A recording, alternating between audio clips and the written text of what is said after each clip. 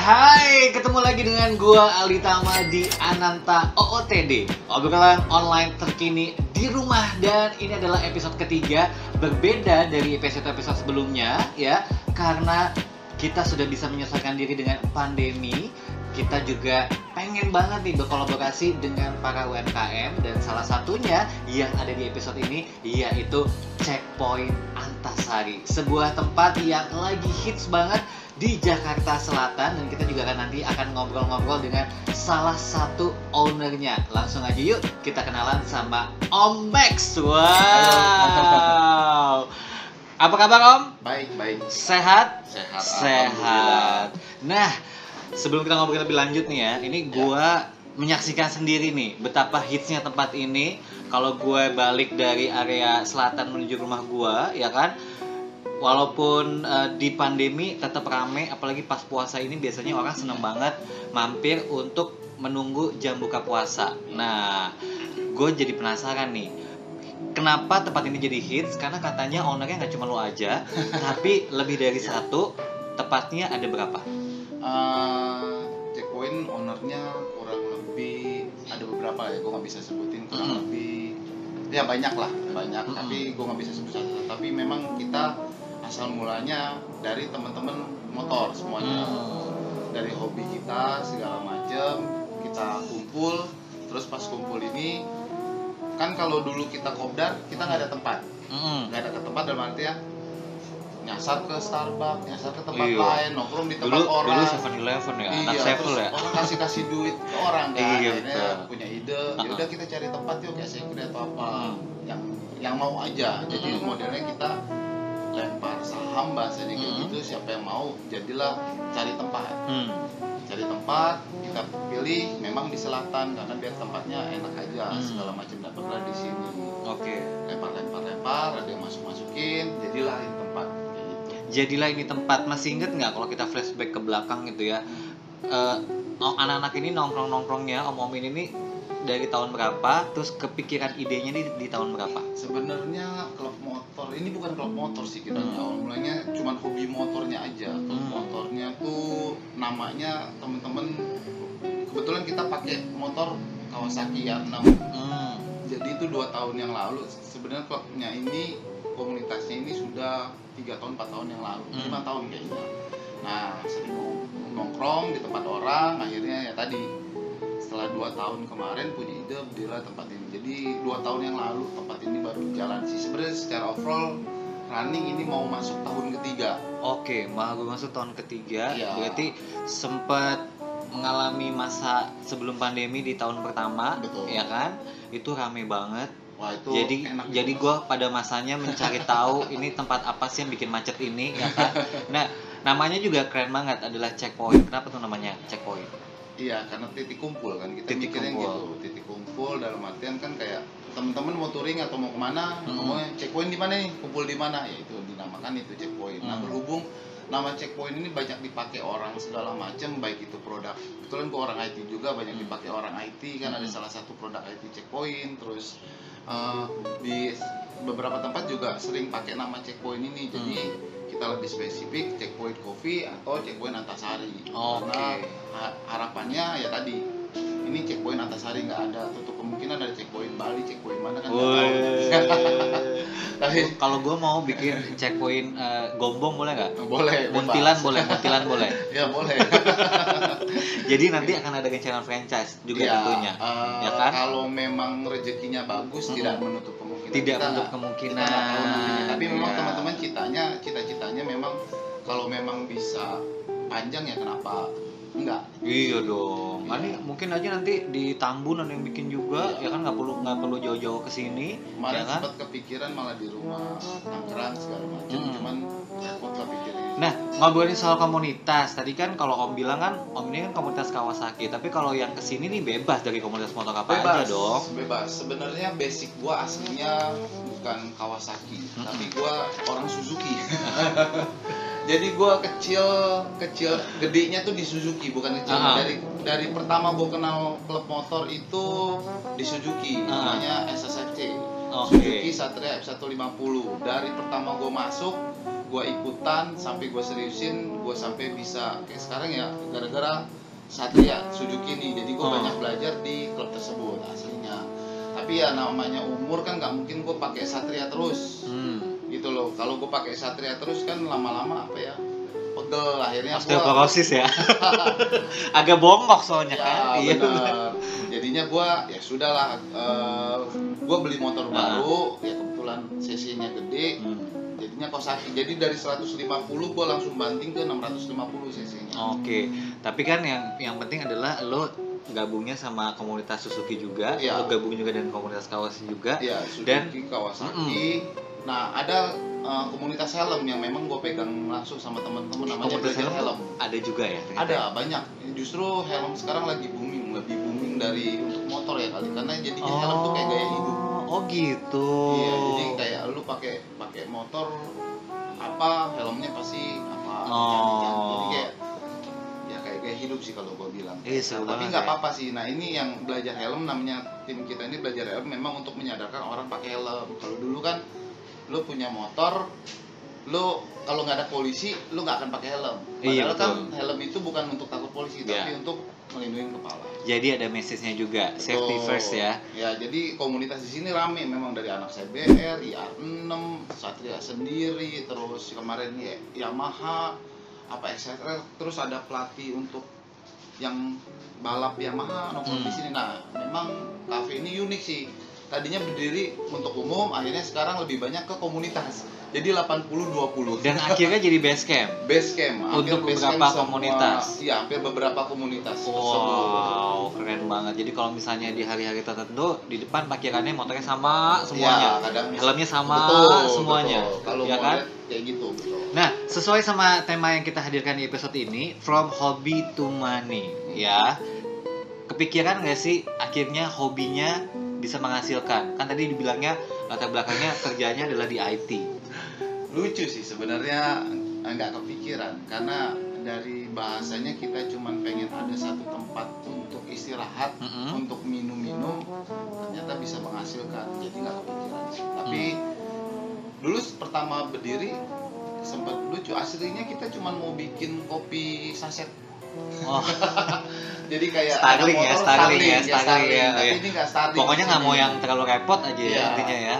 Tiba-tiba dibangun, ini yakin Starling kayak gini nih gitu. Sayang banget Akhirnya tempatnya udah ketemu PW koki banget. yang bagus, terus barista yang pengalaman, dibantulah.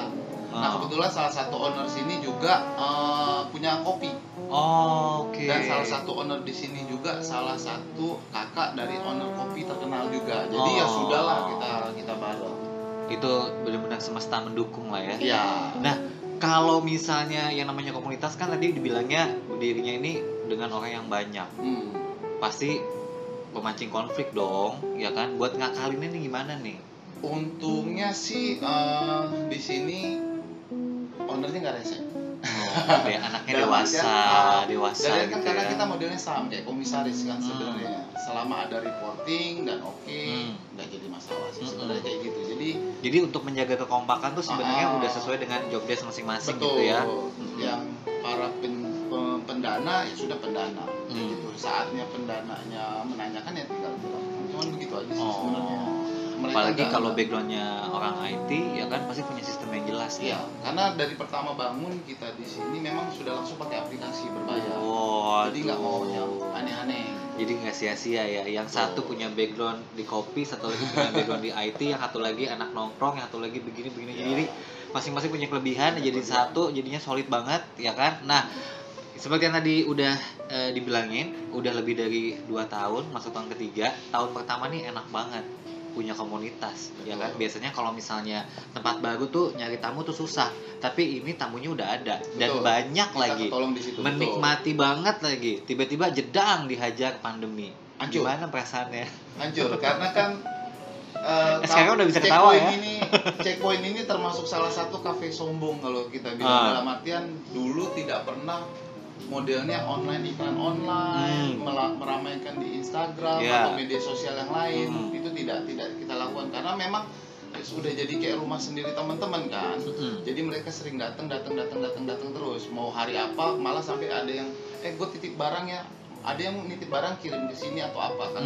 Sudah saking dekatnya kita kayak keluarga semua komunitas. Jadi semacam drop point juga. Iya, akhirnya corona nggak ada orang sama sekali, bener sepi. Iya. Sampai 3 bulan itu melompong. Kaget lah ya. Biasanya rame. Ini terus ada penyesuaian. Nol ya. Nol nggak apa-apa, yang penting jangan minus. Ya akhirnya kan kalau ditotalin minus juga kan, gaji karyawan tetap harus dibayar segala macam. Ya kayak gitu. Akhirnya strategi apa yang diterapkan untuk menyesuaikan diri dengan pandemi? Karena kita nggak mau potong rezeki orang juga, shifting anak-anak. Kan gajinya jadi nggak full, kan jadi full jadi nggak full. Terus yang tadinya ada bonus piring per cup ya sudah nggak ada dulu, kayak gitu. Dan ya macam-macam lah. Yang penting mereka juga ngerti kan saat sepi ya saatnya sepi. Nah berarti itu pentingnya membina hubungan baik antara owner dan juga pegawainya, ya kan? Karena kalau misalnya ownernya bisa membahagiakan pegawainya, memberi pengertian ke pegawainya dan pegawainya bisa mengerti, itu kan berarti kan bukti dari hubungan yang harmonis ya. Nah sesuai dengan tema kita From Hobby to Money nih, banyak banget orang-orang di luar sana pengen banget nih menjadikan hobinya sebagai mata pencariannya. Ini boleh dikasih tips nggak? Yang pengen mulai nih, kan biasanya orang pengen mulai tuh takut banget nih. Nyali sih. Gua aja mau masuk ke sini awal mulai. Gua orang terakhir, yang ikut saham terakhir di sini. Pas sudah tipis-tipis kan dikasih tahu di salah satu grup kita, yuk siapa yang mau ikut, kayak gitu kan. Modelnya saham lah lembar. Gua ragu ikut nggak, karena dari dulu udah banyak, karena tadi gua bilang gua basicnya sudah di komunitas, sudah ikut A, B, C, banyak yang dibangun. Tapi ngebangunin punya orang semua. Akhirnya sudahlah gua coba ngebangun ini, gue ikutan. Jadi nyali memang harus ada yang mulai. Habis nyali tekuni. Kayak sebulan pertama jujur kita semua tidak ada basicnya, namanya basic usaha tidak ada. Jadi ini kafe bener-bener learning by doing. Dalam artian stok harus sekian, ini sekian, tiba-tiba jadinya sekian, bener-bener belajar. Jadi nggak, usaha itu bukannya 1 kali 2 kali. Kalau dipikir-pikir ya, kalau ngikutin kata-kata motivator ya beda cerita. Motivator ambil aja semangatnya aja, tapi kalau sudah jalanin capek gitu. Luar biasa ya. Itu PR banget. Jadi pertama rame, nggak rame, terus ngatur lagi masalah maintenance, macam-macam. Tapi kalau ngomongin nyali ini butuh waktu berapa lama sih untuk penyesuaian sampai nemu pakem atau pattern yang pas nih untuk menjalankan usaha ini nih? Karena kan ada backgroundnya ini semua 2 tahun inilah, butuh waktunya 2 tahun. Waktunya 2 tahun. Maksudnya menjalani, kalau nyali mau usaha hajar aja. Kalau gua hajar aja udah, tapi pas dihajar ini pas dikasih gelombang atau apa ya lo harus siap. Betul. Nah itu 1 tahun 2 tahun inilah. Setahun pertama enak, setahun kedua lu ya dodor. Disitulah yang namanya bukti keharmonisan atau kekompakan para owner ini, ya kan, untuk tetap menjalankan usaha ini agar terus berjalan, ya. Dan yang paling penting, siapapun yang belum pernah kesini, ayo dong kesini dong. Lokasinya di Antasari, dan kalau pengen lihat menu-menunya bisa aja mampir di sosial medianya. Boleh diinfoin mas sosial medianya? Antasari.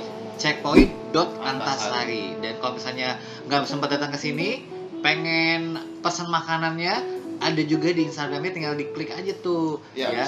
Bisa pesan lewat dari DM Instagram atau dari Gojek ya.